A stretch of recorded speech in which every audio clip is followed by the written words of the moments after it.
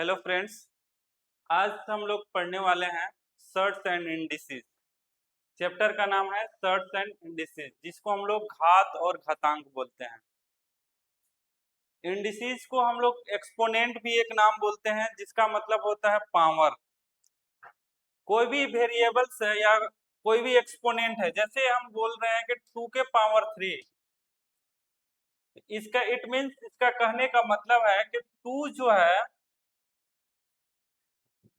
2 हमारा जो है वो 3 टाइम्स क्या है, मल्टीप्लाई किया गया है।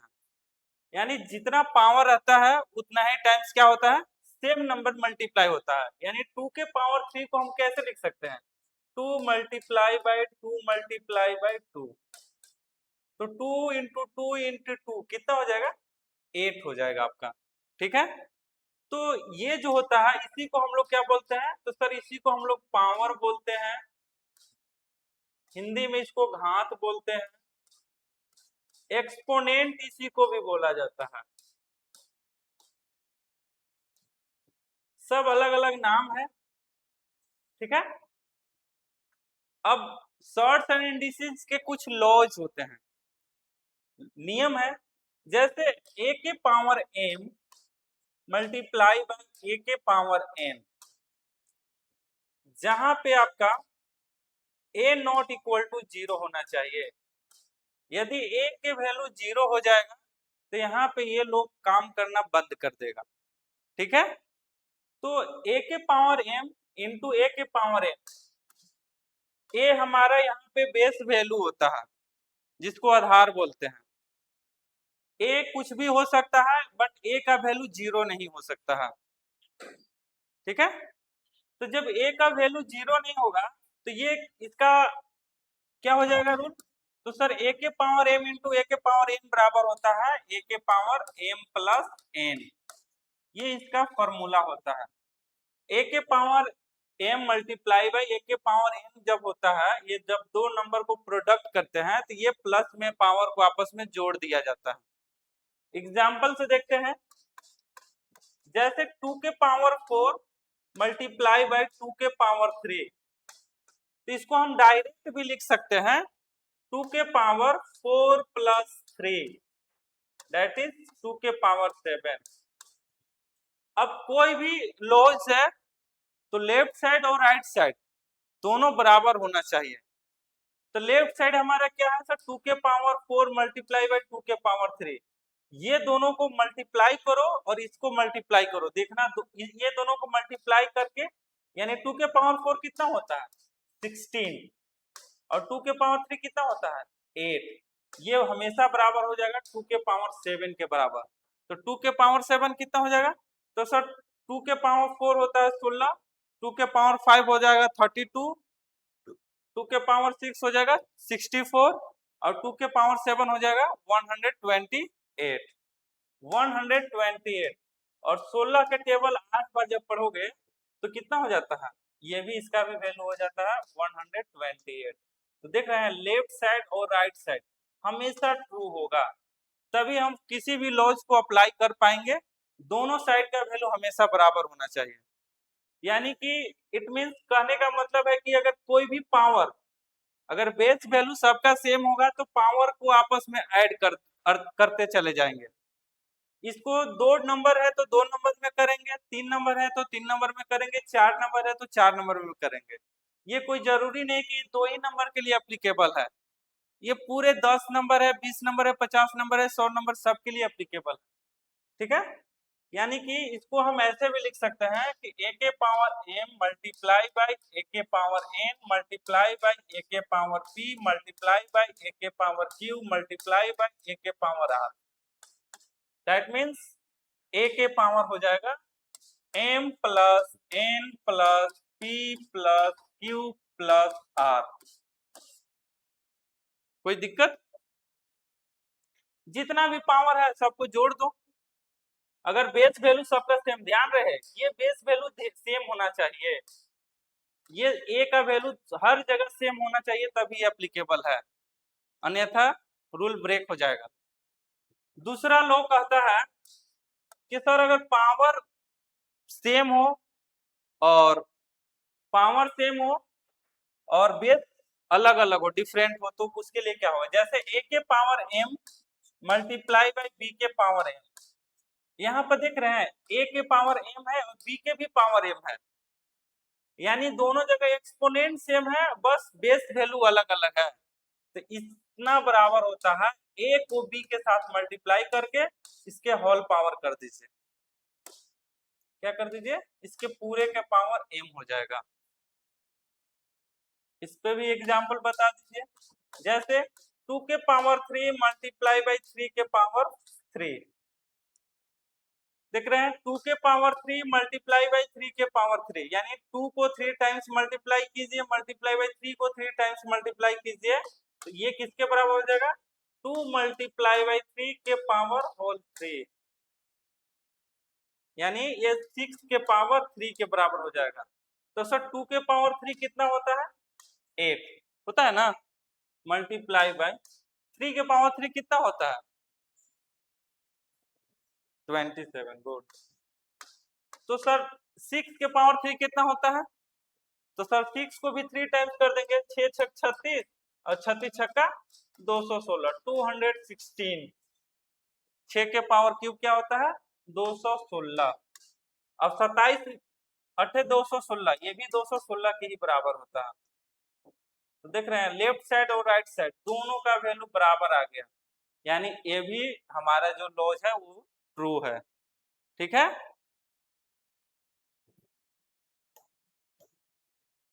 तो अभी तक हम लोग मल्टीप्लाई में दो लॉ होते हैं, एक आपका अगर बेस वैल्यू सेम है तो पावर को आपस में ऐड कर देते हैं, और दूसरा होता है कि अगर पावर सेम है तो दोनों को मल्टीप्लाई करके बेस वैल्यू को होल पावर कर देते हैं।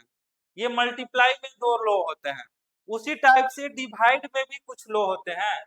तीसरा लॉ होता है a के power m divided by a के पावर n, a के power n divided by a के पावर n। इसको ऐसे भी लिख सकते हैं a के पावर m बाई a के पावर n। ये बट्टा का भी मतलब डिवाइड ही होता है, ठीक है, या तो ऐसे लिखा हो चाहे ऐसे लिखा हो, दोनों का मीन सेम ही होता है। तो इतना बराबर आपका होता है a के पावर m माइनस n, जहां पे m is greater than n होना चाहिए। ऐसा नहीं है कि अगर यहाँ पे m है यहाँ पे n है तो मत n में इसमें से इसमें मत घटाने लगना, जो पहले है बड़ा हो छोटा हो कुछ भी हो, जो पहले है उसी में से नंबर को घटाना है, ऊपर में से नीचे वाले को घटाया जाता है, न कि नीचे वाले में से ऊपर को घटाया जा सकता है, ठीक है। इस पे एग्जांपल बता दीजिए। तो सर जैसे 2 के पावर 4 डिवाइडेड बाई 2 के पावर 3, इसको हम डायरेक्ट क्या लिख सकते हैं, 2 के पावर 4 माइनस 3 दैट इज 2 के पावर 1 इक्वल टू 2। अब देखिए इसको और भी एक बेसिक तरीका से भी हम लोग कर सकते हैं, ये छोटे नंबर्स हैं तो इस पे हम लोग एक्सपेरिमेंट भी कर सकते हैं। जैसे 2 के पावर 4 लिखा है तो इसको हम लोग अगर ब्रेक करेंगे तो 2 इंटू 2 इंटू 2 इंटू 2, 4 टाइम्स है, जितना पावर है उतना टाइम्स लिख दिए, डिवाइडेड बाय 2 के पावर 3, यानी 2 को 3 टाइम्स मल्टीप्लाई किया गया। अब जानते हैं कि ऊपर न्यूमरेटर और डिनोमिनेटर अगर नंबर्स कट रहे हैं तो हम लोग काट भी देते हैं, पढ़े हैं ना, बेसिक मैथ्स होता है। तो ऊपर नीचे अगर सेम नंबर है या दोनों नंबर एक दूसरे से कट रहे हैं तो हम लोग काट भी देते हैं। तो 2 से 2 3 टाइम्स कट गया, ऊपर भी कट गया नीचे भी कट गया, क्या बचा, केवल 2 बच गया, यानी कि आंसर 2 ही होगा किसी भी हालत में, 2 के सिवा और कुछ नहीं हो सकता, ठीक है। तो ये डिवाइड होता है। अच्छा जैसे उसमें इसमें क्या था कि सर दोनों का बेस वैल्यू सेम था, पावर आपस में क्या था, अलग अलग था, डिफरेंट था। तो ये होता है a के power m divided by a के पावर n, तो इसको लिख सकते हैं a के पावर m माइनस n। चौथा नियम होता है, चौथा लो a के power m divided by b के पावर m, यानी कि a और b अलग अलग होगा, दोनों का पावर सेम होगा। तो यहाँ पे डिवाइड रूल क्या काम करता है, a को b से भाग दीजिए और पूरे के पावर m कर दीजिए, ठीक है। जैसे 2 के पावर 4 मल्टीप्लाई बाई, या 2 के जगह पर यहाँ 8 ले लीजिए, 8 के पावर 4 डिवाइडेड बाय 2 के पावर 4, तो इसको लिख सकते हैं 8/2 के पावर 4, यानी कि 2 से आ जाएगा 4 बार में 4 के पावर 4, दैट इज 250, 256 होता है ना, 4 के 16 के स्क्वायर 256, 225, 256, 16 का स्क्वायर। तो अभी तक हम लोग 4 रूल सीखे। पहला रूल होता है a के power m multiply by a के पावर n, क्या होता है? तो सर a के पावर m प्लस n होता है। दूसरा नियम सीखे हम लोग कि सर a के power m multiply by b के पावर m, अगर पावर सेम हो और बेस वैल्यू अलग अलग हो तो पावर को आपस में मल्टीप्लाई करके होल उसके सॉरी बेस वैल्यू को मल्टीप्लाई करके पावर चढ़ा देते हैं। तीसरा